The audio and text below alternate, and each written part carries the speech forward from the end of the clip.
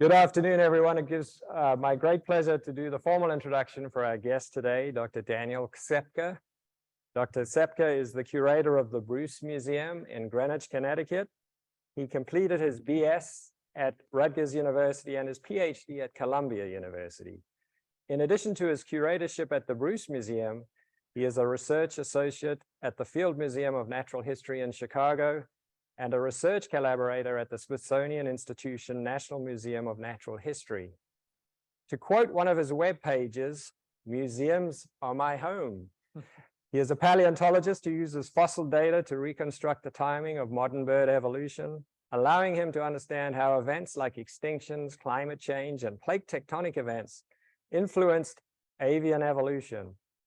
He has just published a review of dinosaur nesting ecology in the American Scientist that I shared with the faculty list this morning. I couldn't put it on the student list because it was too big. If you're interested in it, just email me and I'll pass it along to you. Without further ado, we welcome Dr. Ksepka as he delivers his talk entitled Penguins, Past and Present.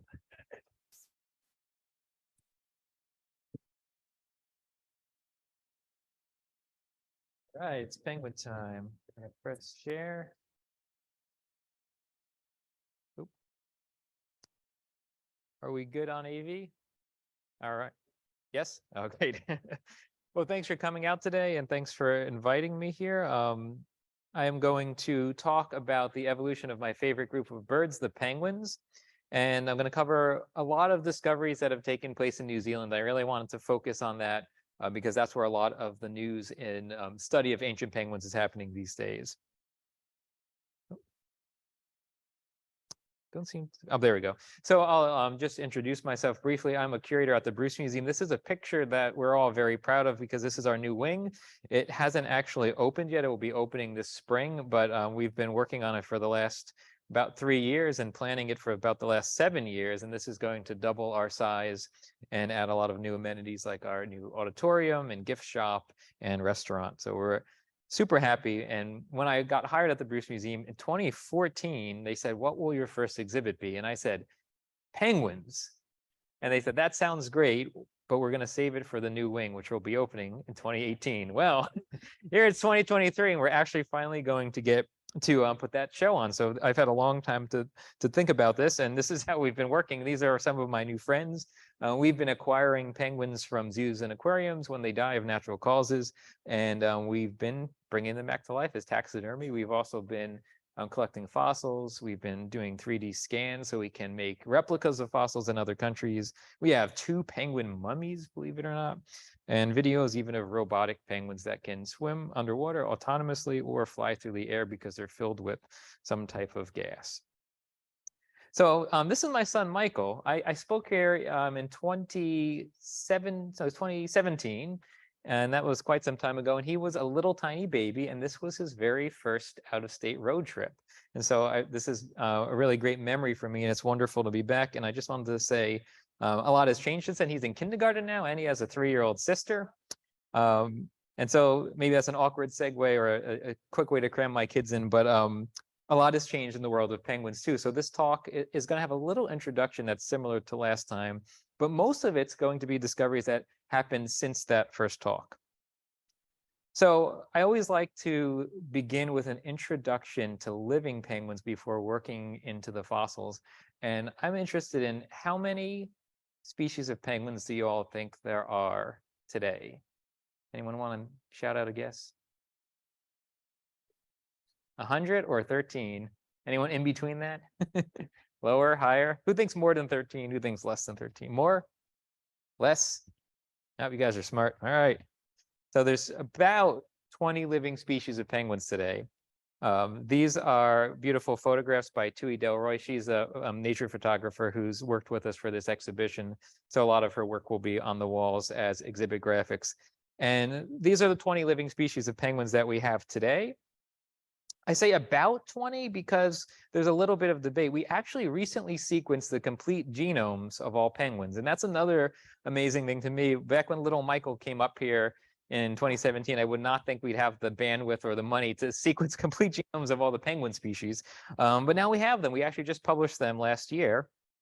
And there's a little bit of debate. For example, the royal penguin is the one shown with the white chin.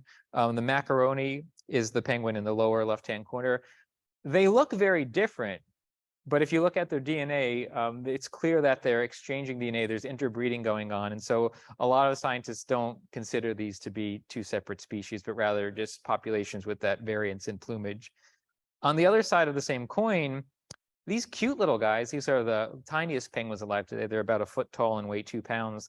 The Australian little penguin and the New Zealand little penguin, they look identical. You can't tell them apart from them walking around. You can't tell them apart from their skeleton.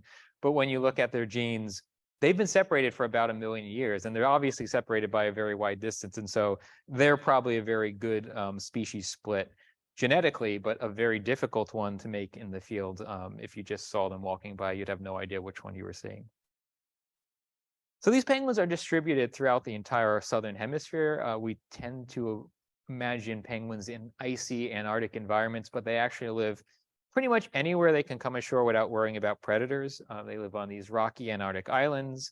They live in coastal forests in some cases. They even breed in deserts. So the penguin in the lower right is actually shielding its eggs from the sun rather than worrying about keeping them warm. And they come in all different shapes and sizes. This is the largest living penguin, an emperor penguin. Stands about as tall as my 3-year-old. It's about 3 feet even. And that's the biggest one we have today. And the smallest penguin is the little blue penguin. This is the only video with sound, so I'm going to hope this works. But this is Cookie, the little penguin, being tickled. Oh, lost the sound. Well, you can still enjoy it. It is laughing, I assure you. So that is was only one species of penguin when I gave this talk last. Now we tend to split them into the Australian and New Zealand species. And again, about 1 foot tall, about 2 pounds.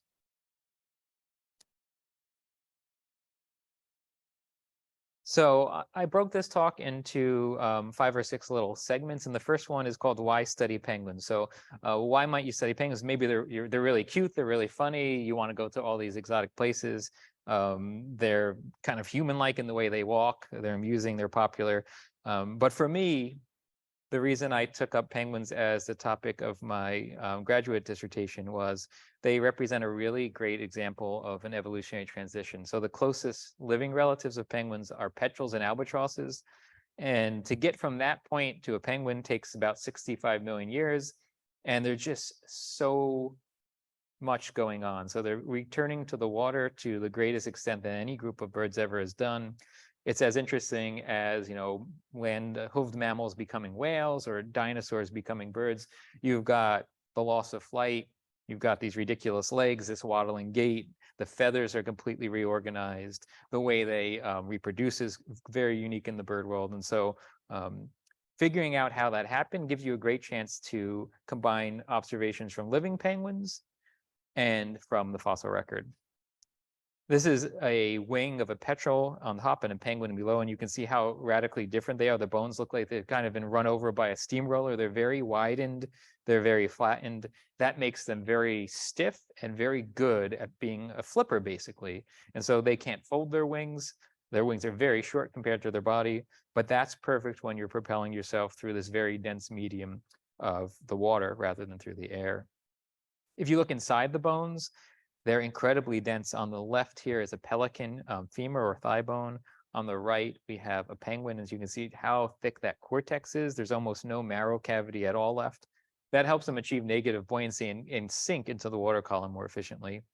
The feathers are almost comically small. So here's a cormorant feather on the left and a penguin feather on the right from the same part of the body. They've shrunk to just a centimeter or 2 in length. They're flattened, they're scale-like, very, very good at keeping them warm. They have, hundreds of feathers per square inch, but not good at all for flying. But that doesn't matter since they don't fly anymore. And so, like I said, we actually sequenced the whole genomes of all the penguins last year. We published this in, I think, Nature Communications in 2022. And you see changes in the genome of penguins in almost every functional category. So in taste and diet, in the way their myoglobin stores oxygen, in their vision and thermal regulation, even in immunity to parasites and diseases. So we had a lot of interesting things that we detected from the genomic data that we might not actually be able to pick up on by just looking at the penguin. We see that they've lost the genes that help them make functional green cone cells in their eyes, and that means they're shifting their vision towards the blue end of the spectrum. So they're more efficient at seeing and the blue part of the visible light wavelength than the red part. And that makes sense because the deeper you go in the water, the less red light tends to penetrate. And so once you get down be like 50 feet or so, all that's filtering out. But the blue light can penetrate much further in the water column, and that helps the penguins to detect their prey, watch out for predators, things like that. My favorite thing we found out from the genomes, though, was they've lost a lot of senses of taste. So this is a Adelie penguin sticking its tongue out, and you can see their tongues are kind of frightening. They look almost alien. And what you're seeing there is this series of keratinous spikes. They basically are little backwards projections that help them hold prey. And there's counterpart projections on the roof of the mouth as well. And so these animals can really hold on to something once they grab them. So the tongues aren't soft like ours. They're kind of creepy, and they've lost many. They lost ability to detect many types of taste. So here's a little penguin. When we look at the genome, you can see in green that's species that have the complete gene. In yellow are those that have a pseudo gene, and in gray are those that the gene's not found at all. And so penguins have basically shut down a lot of taste. They don't have the ability to taste sweet at all. That's actually not that unique. Almost no birds can actually detect sweet. A few exceptions include things like hummingbirds that actually feed on nectar. They can't detect umami, or that's like kind of the savory taste, so they wouldn't taste that delicious steak. And they can't taste bitter. I use Brussels sprouts as an example. I couldn't really think of anything else. So they're only able to detect sour and salty taste. And this is something that's cool because you might not be able to test this very well with living penguins. You can't really say, did you like those gummy bears? Yes or no. How are those chips? But you can see that these genes don't function, so they should not be able to detect those. And this is probably related to being aquatic. They're feeding underwater. Yes. Oh, now we gotta watch the gummy bears disappear again. Sorry. So when you're aquatic and you're eating underwater, you're probably just swallowing your food whole. So these tastes are not as important. You don't need to know if a fruit is ripe or if some, carrion you're eating is too spoiled or not. And your taste sense of smell is also getting a little bit overwhelmed by the cold, salty water. So it kind of makes sense. Part 2 of the talk, I'm going to move on to the fossil record of penguins, and that's my main focus. I'm a paleontologist, so I was a co-author on the genome paper, but I was mostly providing some advice about how to interpret these in the sense of deep time. If you let me in the lab with a pipette, I'd probably stab myself in the eye and contaminate all the data. But this is where I do feel comfortable. The fossil record of penguins is excellent. There are 60 species of fossil penguins known. Actually, more than 60 because we just named 2 last week. That's more than 3 times the amount that are alive today. So they're very diverse. There are thousands of individual fossils ranging from single bones to complete skeletons. And the reason we have such a great fossil record is they have those dense bones we just talked about, and they're living in marine environments. So penguin dies, it can sink to the bottom and cover with sand or silt and be preserved as a fossil. If a little bird dies in the woods, it's probably just going to get scavenged or wash away or something like that and not make it into the record. So the story of penguins begins about 60 million years ago, and it begins in New Zealand. And it begins in New Zealand in 2 different ways, one geologically and one historically. Historically, we have a nice little tie into Darwin Week. So in 1859, about 160 years ago, the first fossil penguin ever described was written up by none other than Thomas Henry Huxley, also known as as Darwin's bulldog, for his defense of the theory of evolution back when it was still in its infancy. He was a very good anatomist. He did a lot of work on dinosaurs and birds, and he described this bone, not super exciting, but this is an ankle bone from a penguin. And when Huxley saw this, he instantly knew it belonged to a penguin because it's so unique. These birds have such short little feet. This looks nothing like the same bone in any other bird that's alive today. And so Huxley said, this is a penguin. It must mean 2 things. 1, penguins once got bigger because this bird's a little bit bigger than an emperor penguin. And 2, penguins are much older than we thought because this bone's about 25 million years in age. So it was a very important first step towards understanding penguins. Since that time, hundreds of fossil discoveries have been made in New Zealand, including the oldest known penguin. This is why Manu It is a beautiful bird. It comes from the South Island of New Zealand, and it's about 61.5 million years in age. So it's a very primitive penguin, the most primitive known. It has a more slender foot than modern species. It can fold its wings. It had a longer, more spear-like beak. And so it would have been flightless for sure, but quite primitive compared to any living penguin. And to put the age in context, here we are, Waimanu is about 61.5 million. The asteroid impact that wipes out the dinosaurs is 66. And the oldest fossils that are closer to humans than to chimps are about 7 or 8 million years. So we can say penguins are almost 10 times older than human beings. That's really pretty cool how long they've been around and how soon they evolved after that great extinction at the end of the Cretaceous period. So now I'll talk a little bit about some of the discoveries that we've made. I've been to New Zealand 4 times to collect penguins and to study penguins in museums. And that's me on the right with my good friend Daniel Thomas on the left. He's a professor at Massey University over there. And we're standing by a big square hole. And that's where we've cut a fossil out with a chainsaw. And so the interesting thing about many of the fossil sites in New Zealand is sometimes you're collecting in cliffs. You tend to think of fossils as, you're digging a pit in the ground or something. Here, we're walking along these cliff sides, this very soft rock, and sometimes we see something like this.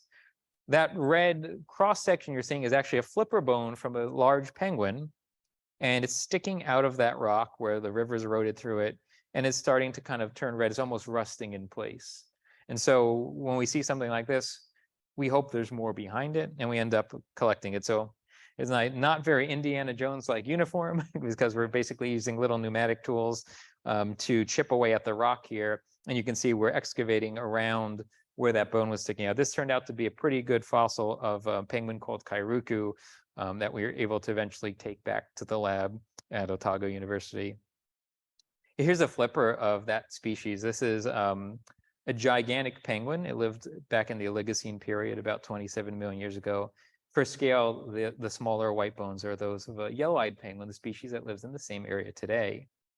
And this is my colleague and mentor, Ewan Fordyce. He'll come up again later in the story, but here he's putting together a nearly complete skeleton of Kairuku. And again, on the left, a little artist reconstruction of that bird with a modern yellow-eyed penguin for scale. So this was a very important find. Ewan collected these fossils quite some time ago and invited me to study them in 2012. We've collected more together since. And for a long time, we didn't know how big these fossil penguins were because someone would find one foot bone and they say, oh, it's twice as big as an emperor penguin. And Wikipedia says an emperor penguin's 4.5 feet tall, even though it's really closer to 3. So this must have been like an 8-foot tall penguin. And they would have all these kind of ridiculous Frankenstein-looking birds because they were relying on the proportions in living species. But it turns out Kairuku is quite different than anything around today. So this is a little model of the skeleton that Daniel Thomas put together. We basically surface scanned all of the bones and digitally put them back how they would have been in life. And we figured out this animal stood about 4'3", and it had a very different kind of profile than a modern penguin. It's much thinner. It's like almost like if you took a bowling pin shaped regular penguin and stretched it out a little bit. The sternum or breastbone is much longer. The legs are very strongly built. The flipper is much more elongated, and the neck and the beak are as well. So it would have been kind of a more graceful animal. This is a wonderful reconstruction of it by Chris Gaskin, which hangs in the Geology Museum at the university. So they would be very beautiful birds, I think. We were very proud to be able to put this back together and get, I think, the first reasonable idea of the proportions of this penguin. So it was huge. 4'2" is pretty big. But then we came upon something even bigger. And I'll talk about that in 1 second. I just wanted to put this coin, and this is kind of fun. A few years after we found it, they actually made it into a real coin in New Zealand. So this is $5 silver coin with Kairuku on it. The name Kairuku basically means diver who returns with food, and that's based on the Maori language, the first people to set up shop in New Zealand about 1300 AD or so. So in 2017, about the time I was standing here actually for my first talk, my friend Alan Tennyson, he's a curator at Te Papa, the National Museum of New Zealand, found this on the beach. So he was out looking at these concretions, these rocks that sometimes have bones in them, and they're just eroding out at the beach. And so they may be naturally broken by wave action. And if you can get to them in time, you might discover something. If you leave them there, eventually they'll just kind of be destroyed. by the ocean. And this was a real interesting find because bird bones are pretty rare. And you say, well, my goodness, this is a bird, but the bones are so thick, it has to be a penguin. And it's also a little bit ridiculously large. And so this is what he found. That's the humerus of this bird next to an emperor penguin humerus. It's called Kumimanu fordyci. I'll talk a little bit about the name in a couple of slides, but in case this is unclear because of the rock around it, here is a 3D print of that humerus next to an emperor penguin. So absolutely massive. In fact, it's actually the same length as my humerus. So my upper arm bone is the same length as this penguin's. So it would have been, I mean, imagine flippers like this. It's fantastically gigantic. And here's a picture of a cutout we made of it for our museum for our penguin exhibition. So there's an emperor and a deli and a little penguin next to it. Another way you can envision it is size. So what we did is we wanted to figure out how big this penguin is. We didn't have the whole skeleton like we did for Kairuku. And so we could get a pretty kind of ballpark estimate of height, but a much better estimate of body mass because the humerus scales very well to body mass. It needs to propel the penguin through the water. So much like the femur or leg bone supports us on land, that bone supports penguins when they're swimming. And so there's a pretty tight regression. We ended up measuring a couple hundred penguin bones from modern species. And we estimated the mass at 340 pounds, which is pretty good for a penguin. The New York Times actually put out an article and they said it's the size of Lane Johnson, the poor Eagles. Bad call at the end of the game, but that's about the weight of this penguin. So it would have been huge. It wouldn't have been as tall. So it would have been better at the line of scrimmage because it's going to be lower down, about 5'3". If you don't care about football very much, I think another good point of comparison would be about an average sized gorilla. So pretty huge animal. And this is actually Kairuku. We didn't do a Kumimanu because it wasn't discovered when we started the exhibit, but that's me with Kairuku. So you can kind of see, you can imagine how that penguin could put on the pounds. They're much more dense than humans. So that was Kumimanu fordyci. We published that on Wednesday last week. So it's cool because I can actually talk about it. I wasn't sure I'd be able to mention it until the paper came out. But we also had a second penguin in the same paper. This is another nodule, another concretion that Alan found on the beach. And this one had a humerus in it. And this ended up being a second smaller species of closely related penguin that we called. There we go. This one we named Petrodiptes stonehousei. Petrodiptes basically means rock diver because it was found in a rock and it's a diving bird. And stonehousei is after Bernard Stonehouse. And I'll talk about him in just one second. But we actually ended up with 5 different partial skeletons of this bird. And so it's a little bit bigger than an emperor penguin. So not as large as Kumimanu, but still pretty impressive. And we know a lot more about the overall body proportions because we actually do have the shoulder blade, the flipper, the legs, the pelvis, the breastbone, a lot more pieces of this penguin. This is what they may have looked like in life. The Kumimanu is a little bit more conjectural because we don't have as much of the skeleton. We just know it's gigantic. Petrodiptes were on a little bit firmer ground on the proportions of the leg and wing.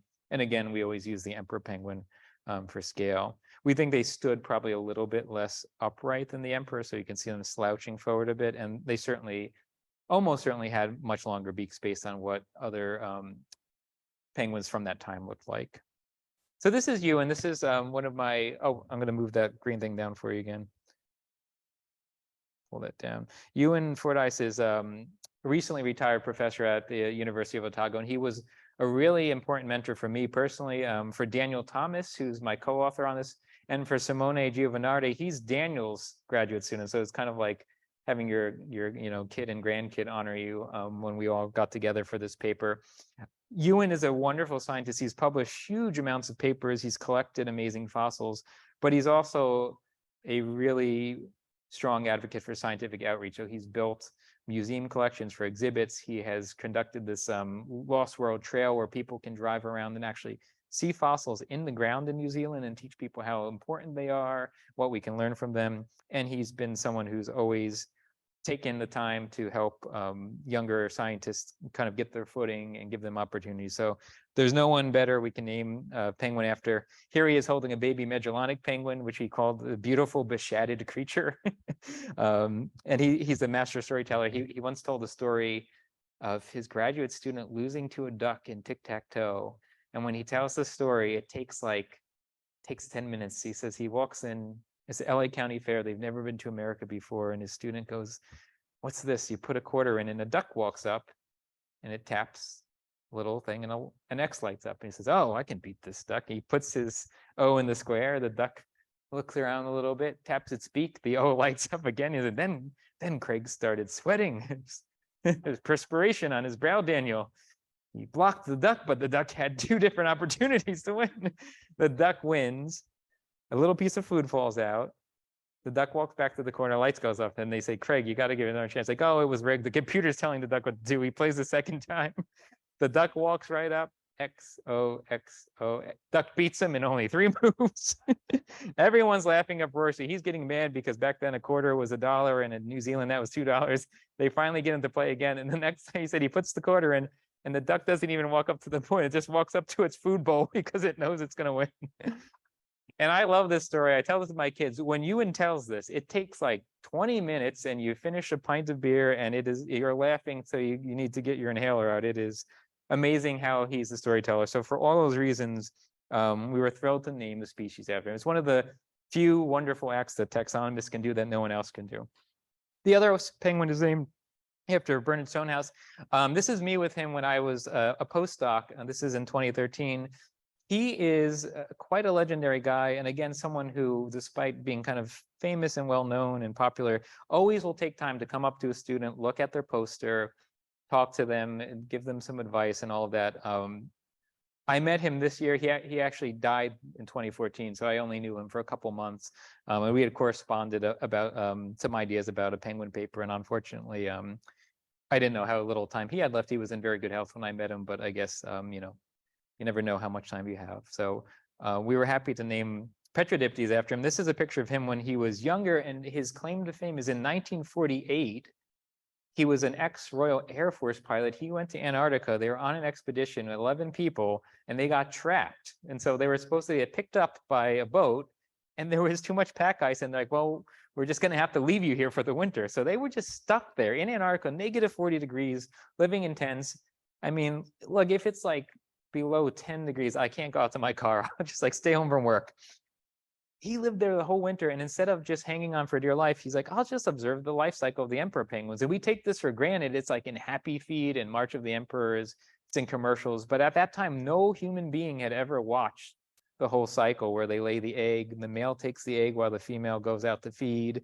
She comes back weeks later. The male gives the chick to the female. He goes to feed, etc.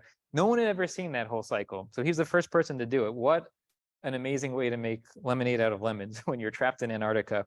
And he did many, many other projects since then, but that's the namesake for Petrodiptes, which is an emperor-sized penguin, so a good one.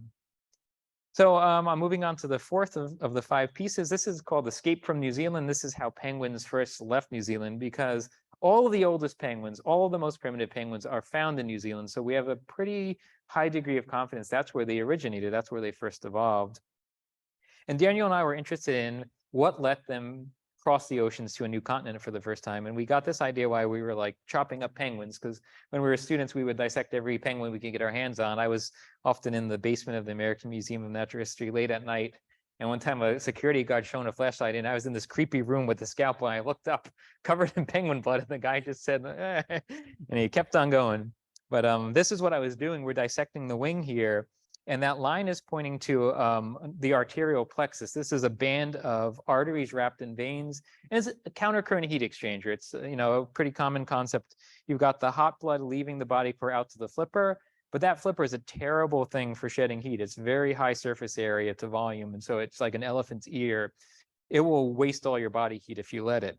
So the blood coming through the veins back to the body core cools that blood down before it gets out, and likewise that cool blood returning to the heart is heated up by the blood kind of near the armpit. This is so efficient that people have measured the temperature at a penguin's wingtip, and it's like internally close to the heart in the muscle tissue. It can be 100 degrees Fahrenheit difference, so it's a very, very efficient system.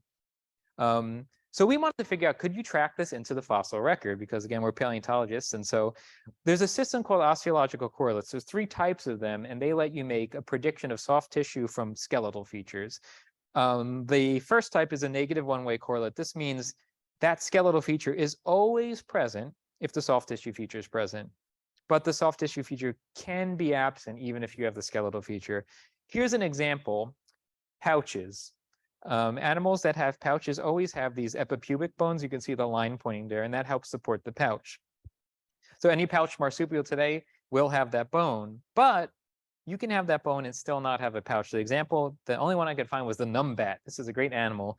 The numbat, type of marsupial, completely pouchless, but it still retains those bones. So if you were to find a skeleton without that bone, you can say no pouch. But if you found it with the bone, you couldn't say on the flip side, it definitely had a pouch. It may or may not have. Better yet for fossils is positive one-way correlates. This is when the soft tissue feature is always present if the skeletal feature is present. It could still be present without it, but this is good enough for us when we're paleontologists. And a good example is quill knobs. These are little bumps on the bones. And you see the bottom is a vulture wing that's dissected. And above that, you can see the ulna bone, the shoulder bone, or sorry, the elbow bone with those knobs where the feathers attached by ligaments. Above that is a velociraptor bone. It has quill knobs, and so this shows that this animal had feathers on its arm. So if you find those bumps in any bird or any dinosaur, you know it had feathers. However, just because they're absent doesn't mean no feathers are present. We actually have dinosaurs with feathers that don't have these knobs. And the best of all is a two-way correlate, a positive two-way correlate. This means skeletal features present, soft tissues present, vice versa. Perfect. And that's what we found here for the plexus. So the plexus is the soft tissue vascular feature. The sulcus is a set of grooves that basically it's the bones being pressed, the blood vessels being pressed into the bones. Every bird that has this plexus has the grooves or the sulcus. Every bird that doesn't have a plexus does not have a sulcus, at least of the ones we've dissected. So we said, all right, we're good to go. We can map this out in the fossil record. These are 3D scans of some of the fossil penguin bones. Petrodiptes is the third from the left. All of these ancient penguins for the Paleocene epoch, that's the first 10 million years or so of the age of mammals, none of them have a plexus. Modern penguins have the plexus and they have the sulcus. And so what we're seeing is the first penguins to kind of get out of New Zealand have that feature. And so Daniel and I hypothesized this may have been an important feature that let penguins spend a longer time in the water, travel greater distances, and escape from New Zealand. And we kind of did a little bit of statistical analysis. We used a likelihood model to predict that loons, albatrosses, and early New Zealand penguins lacked this structure, and that it was present in all other penguins, or in some cases the humerus wasn't preserved, so we don't know, except for one weird equatorial penguin that lived in the Eocene. So we're not sure if that animal didn't need this feature anymore, or maybe it just didn't preserve well because the animal wasn't fully grown or something like that. Still a little bit of a mystery. But what we see is basically these old penguins like Laumanu, Kumimanu, and Petrodiptes don't have it yet. The first penguins that get elsewhere have a very clear sulcus indicating they had this countercurrent system, so they may have been able to travel across to other continents, and they get there quick. A couple million years after Kumimanu lived, we have animals in Antarctica, New Zealand, Australia, South America, basically everywhere in the world penguins live today. And what's cool is this feature is very important for penguins that live in Antarctica, but it's more of an exaptation. It's something that originally had nothing to do with icy conditions on land. It was important for foraging in the water, but now is very, very useful for animals that are, breeding in negative 40-degree temperatures up there. I guess I should say down there. So finally, the last part of the talk, I'm going to talk about the craziest penguins, the crested penguins. This is the northern rockhopper, which is the champion for flamboyance.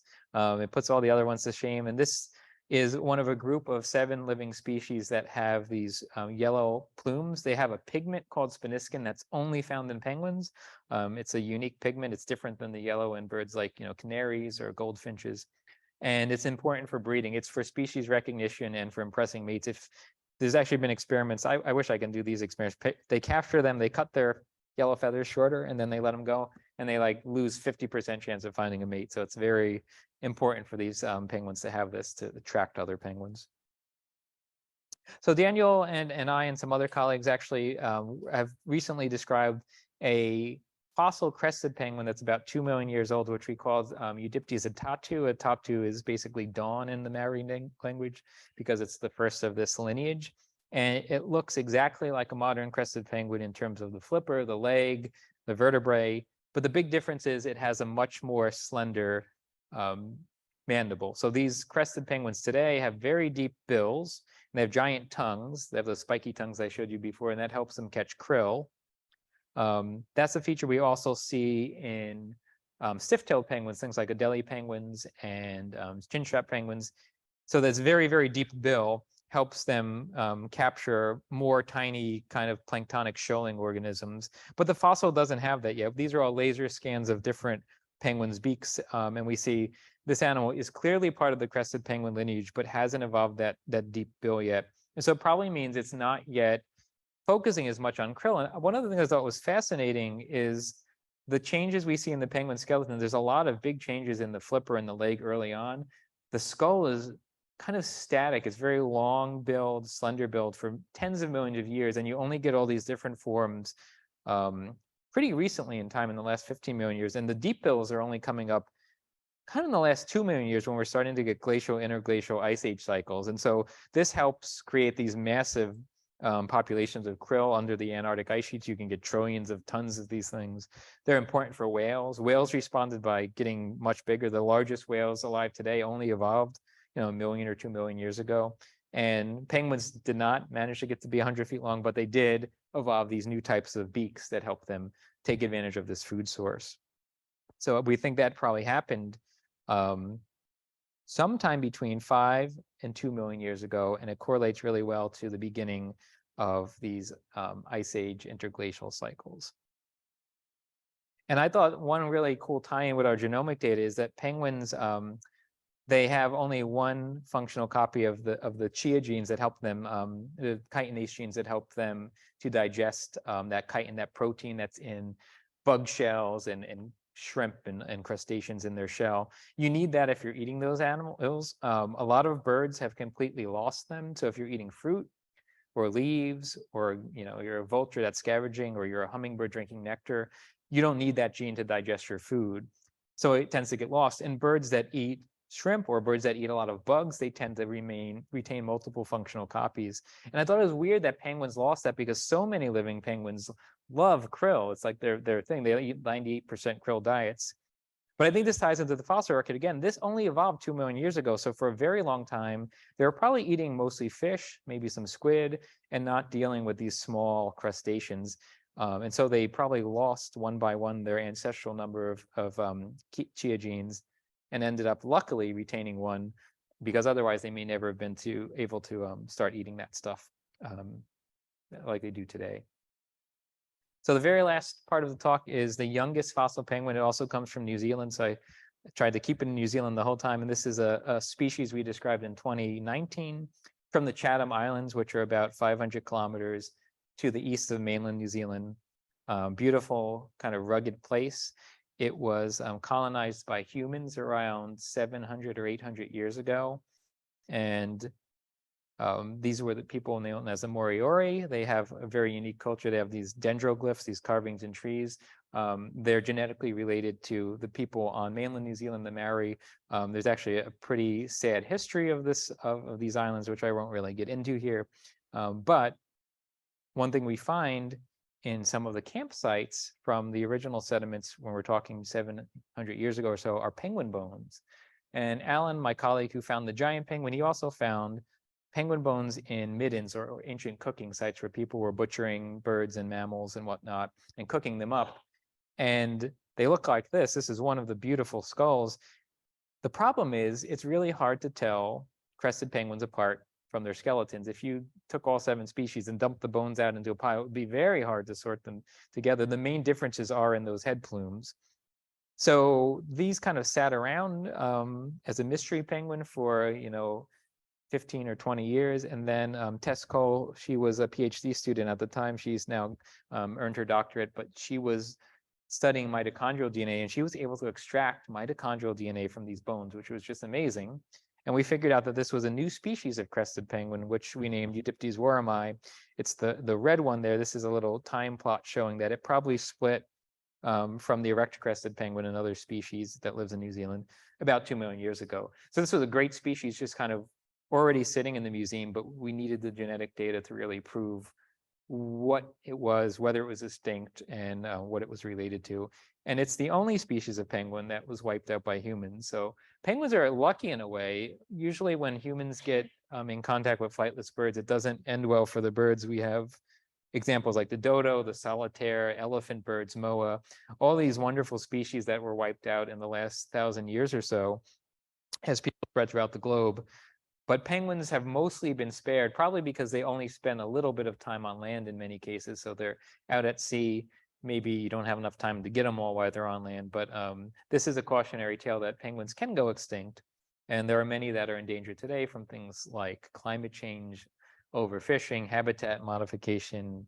Oil spills are kind of the most dramatic thing, but they're one-off events, whereas other things are cumulative. So there are many species that are either threatened or endangered today. And I think Eudiptes warhami is a little bit of emblem for remembering how important they are and how we should take care of them. Don't want to end with an extinction, so I'll put the little blue penguins back on. And with that, I'd be happy to take some questions.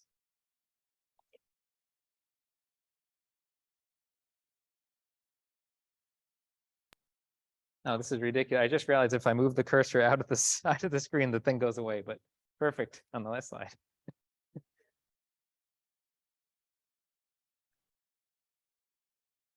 Do I have someone back there?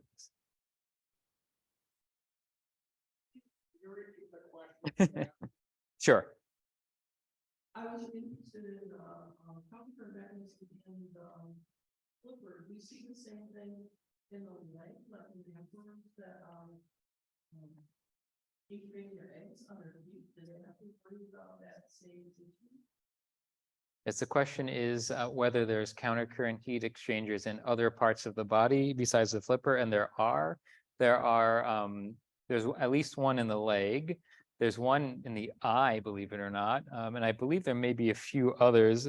None of those leave any trace on the skeleton, so we weren't able to do anything in the fossil record, but many birds have them. A lot of wading birds that stand in cold water, even ducks, I think, will have them, and that helps them, you know, where you're standing in icy water with your feet looking for something like if a heron or what, it helps them conserve their core body temperature.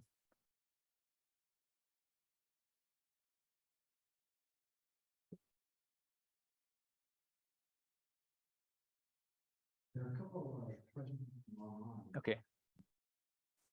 As mentioned, penguins often are a wonderful case study in evolution.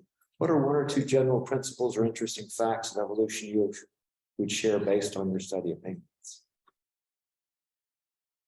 Oh, sorry, can you repeat that? It was General principles of evolution you've learned from penguins. from penguins. I think one of the general lessons penguins have for us is sometimes you can lose something that you thought was good but was holding you back. So I think losing flight was the best thing that ever happened to penguins. When they first evolved, they were probably very similar to things like puffins and auks and diving petrels, birds that can fly through the air and also propel themselves underwater with their flippers. If you want to do that, you can't get much bigger than 2 pounds because you're basically having a trade-off between needing more muscle to dive more efficiently, but then getting too heavy to fly through the air. Once penguins lose flight, they can get as big as they want. You can see they do so very quickly. That giant penguin I showed you, the gorilla penguin, is only about 9 million years after the Cretaceous mass extinction. So pretty quickly they achieve giant size, and that's good for diving. You can go deeper. You can store more oxygen in your blood and muscles, and so you can actually stay underwater longer, and you're much more efficient because you know your volume scales faster than your surface area, so you can conserve body temperature much better underwater too. So yeah, I think that's a big breakthrough for penguins to give up flight. Why do you think penguins ever manage to move into the northern hemisphere? It's a great question. So in case people didn't hear, why don't penguins get past the equator? Basically, they do, but it's like a technicality. So the Galapagos penguin is like literally like half a mile over the equator, just barely. The reasons are probably related to ocean currents. You have this great upwelling currents, you know, around Peru and on the coast of South Africa. The circumantarctic current around Antarctica. And so these provide a lot of nutrients which attract plankton, which attract small fish and bigger fish, et cetera. So they're really rich for feeding. You kind of get near the equator and it's like the doldrums and there's not much going on. And so I don't think it's a thermal barrier because there are penguins in Peru and there's penguins in Africa and there's penguins in the Galapagos, but it's more probably just lack of food source. There are penguin-like birds in the north There's the great auk, which unfortunately we wiped out like 150 years ago. There was another group called the Plotopterids that lived in like Washington and Oregon State and in Japan, and they were very penguin-like. They got emperor-sized, completely flightless, but they died out without us having anything to do with it. So there's no reason to say they can't. They just can't get past that food dead zone, I think. There are a couple of questions. Are there any examples of cohabitation and symbiosis with penguins and other animals? And then another one is, why does the size of the humerus scale so precisely with body size? So the first question is there any example of symbiosis with penguins? And I can't immediately think of any unless you consider that they've trained us to like feed them and build water slides for them and stuff like that. So I don't think they don't like feed cooperatively with other species as far as I know. The second question was, why does the humerus scale so well with body size? My friend Daniel Field, he was the one who did the regression. So he's looked at like 20 or 30 different measurements, the shoulder bones, the wings, the legs in different bird groups, and tried to figure out which ones had the tightest correlation to body mass. Femur is generally very good. Humerus turned out to be quite good for penguins.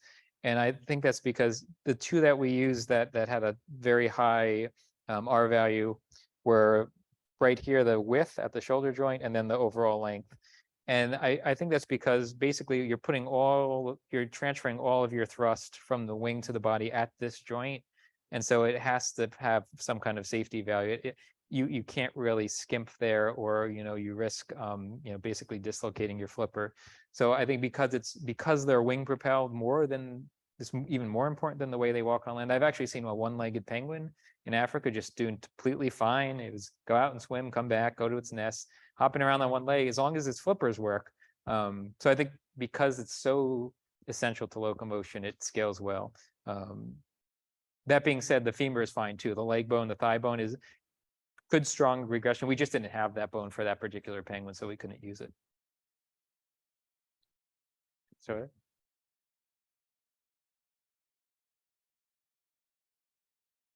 So the question is, why are there no giant penguins today? And I think it's a question that troubles me. So why are there no giant penguins?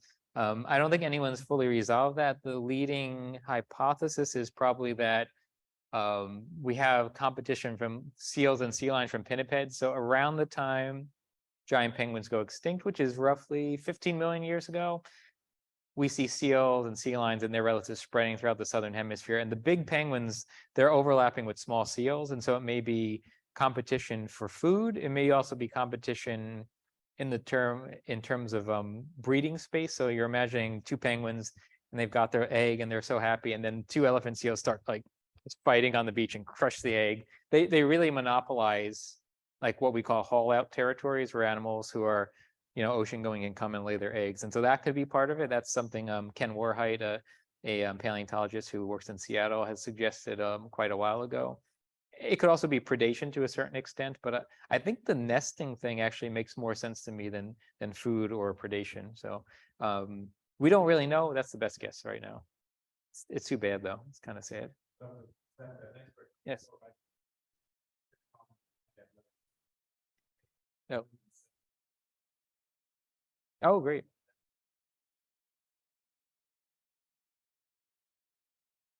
Mm-hmm.